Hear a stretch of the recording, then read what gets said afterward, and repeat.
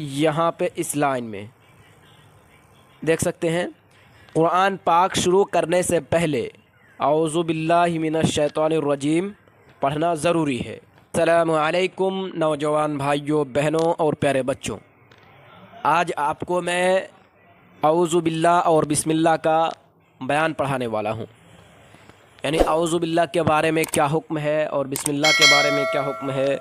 جب قرآن پڑھنا اسٹارٹ کریں تو کیا اعوذ باللہ پڑھنا ضروری ہے، جسے اعوذ اور تعوذ بھی کہتے ہیں، کہ اعوذ اور تعوذ پڑھنا شروع میں ضروری ہے یا نہیں ہے۔ آج اسی سبق کو ہم پڑھنے والے ہیں، تو دیکھیے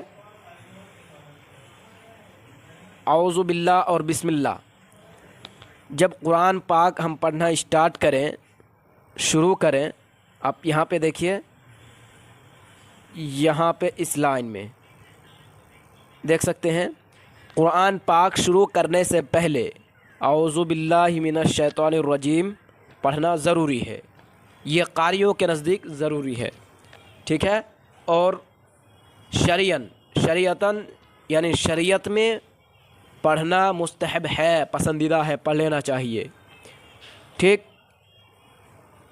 آپ اس کے نیچے دیکھیے،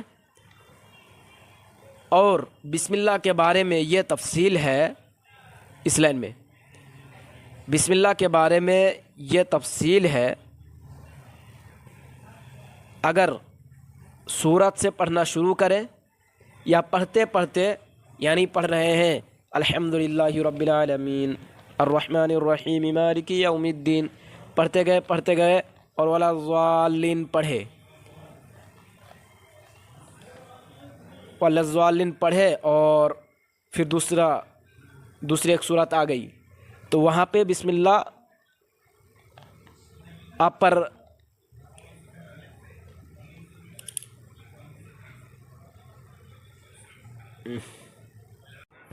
تو دیکھیے پڑھتے پڑھتے کوئی سورت بیچ میں شروع ہو گئی، ٹھیک ہے۔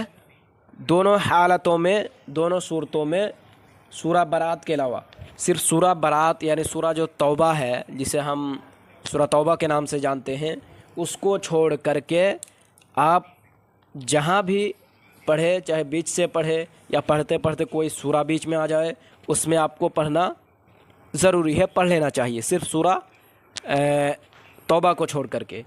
اس کے بعد یہاں پہ دیکھیے یہ والی لائن،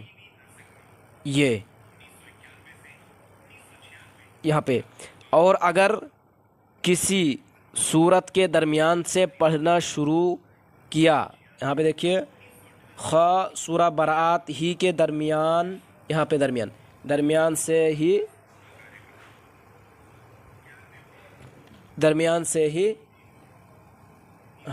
درمیان سے ہو تو بسم اللہ کے پڑھنے اور نہ پڑھنے کے بارے میں اختیار ہے، آپ چاہے تو بسم اللہ پڑھ بھی سکتے ہیں اور چاہے تو بسم اللہ نہیں بھی پڑھ سکتے ہیں، لیکن پڑھ لینا بہتر ہے، کیا ہے؟ بہتر ہے، اچھا ہے۔ اب دیکھیے دانتوں کے نام بیان کیے جاتے ہیں، یہاں پہ آپ دیکھ سکتے ہیں، یہاں پہ اوپر میں بڑھا کر کے لکھا ہوا ہے دانتوں کے نام، کیونکہ بہت سارے مخارج، بہت سارے حروف ایسے ہیں جو دانتوں کے بغیر ادا ہی نہیں ہوتے ہیں، ٹھیک ہے، اس لیے دانتوں کے نام بھی جاننا بہت ضروری ہے، یہ بنیاد ہے، ٹھیک ہے۔ اب دیکھیے اس کے نیچے، یہاں پہ دیکھیے، یہاں پہ کیا لکھا ہوا ہے اس لائن میں، چونکہ بعض مخارج کا تعلق دانتوں سے ہے، اس لیے پہلے دانتوں کے ناموں کو بیان کیا جاتا ہے تاکہ مخارج کے سمجھنے میں سہولت ہو، ٹھیک ہے۔ انسان کے منہ میں یہاں تک ہو گیا۔ اب اس لائن میں دیکھیے، اس لائن میں انسان کے منہ میں کل 32 دانت ہوتے ہیں، 16 اوپر 16 نیچے، سامنے کے چوڑے سے اس کے یہ والا لائن، اب یہ والا اس کو دیکھیے، سامنے کے چوڑے سے 4 دانتوں کو، سامنے جو چوڑے 4 دانت ہوتے ہیں، اوپر 2 اور نیچے 2، ٹھیک ہے، 2 اوپر والوں کو सनाया उलिया और नीचे वालों को सनाया सुफला कहते हैं। यहाँ तक देख रहे हैं, मैंने जो एक फुल स्टॉप लगाया है, यहाँ से लेकर के इस लाइन को लेकर के और फिर यहाँ तक वही बात लिखी हुई है। ठीक है, यानी अगर कोई पूछ ले कि सामने के जो चौड़े दो दांत हैं ऊपर वाले, उसको क्या कहते हैं, तो उसको क्या कहते हैं, सनाया ओलिया, उलिया यानी ऊपर, और नीचे वालों को क्या कहते हैं, सनाया सुफला। फिर सनाया के बराबर में 4 दांत और हैं, यहाँ पे देखिए यहाँ तक। फिर सनाया के बराबर में 4 दांत और हैं, दाएं एक बाएं एक, ऊपर एक नीचे एक, यानी दाएं बाएं ऊपर नीचे एक एक, यहाँ तक। उनको क्या कहते हैं, रबाइयत। यहाँ देख, ये वाला लाइन यहाँ पे देखिए लिखा हुआ है, दाएं बाएं ऊपर नीचे एक और फिर एक, इनको क्या कहते हैं, रबाइयत।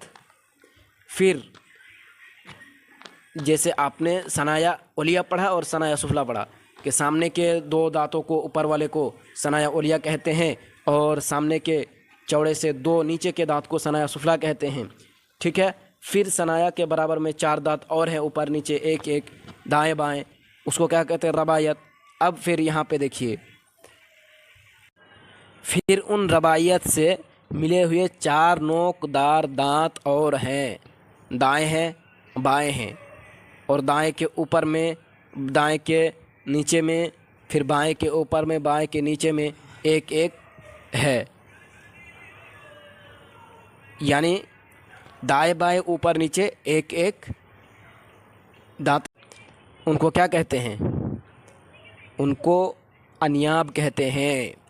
इसी तरह यहाँ पे इस लाइन में इसको क्या कहते हैं, यहाँ पे देखिए ये वाला लाइन में, इसी तरीके से इसी तरह अनियाब के बराबर में 4 दांत और हैं, दाएं हैं बाएं ऊपर नीचे एक एक, उनको क्या कहते हैं, यहाँ पे उनको ज़वाहिक कहते हैं। यहाँ पे देखिए, उनको क्या कहते हैं, ज़वाहिक, ये ज़वाहिक कहते हैं। फिर उन ज़वाहिक, यहाँ पे देखिए इस लाइन में, यहाँ पे पढ़ रहा हूँ, यहाँ पे फिर उन ज़वाहिक के बराबर में 12 दांत और हैं। ठीक है, दाएं, ये दाएं हैं बाएं हैं ऊपर हैं नीचे, और 3 3 करके, उनको तवाहिन कहते हैं। ज़वाहिक के बराबर में 12 दांत और हैं, दाएं बाएं ऊपर नीचे 3 3, उनको क्या कहते हैं, यहाँ पे उनको तवाहीन कहते हैं। फिर उन तवाहीन के बराबर में बिल्कुल आखिर में 4 दांत और हैं, यहाँ पे देखिए ये 4 दांत और हैं, दाएं, ये देखिए दाएं, और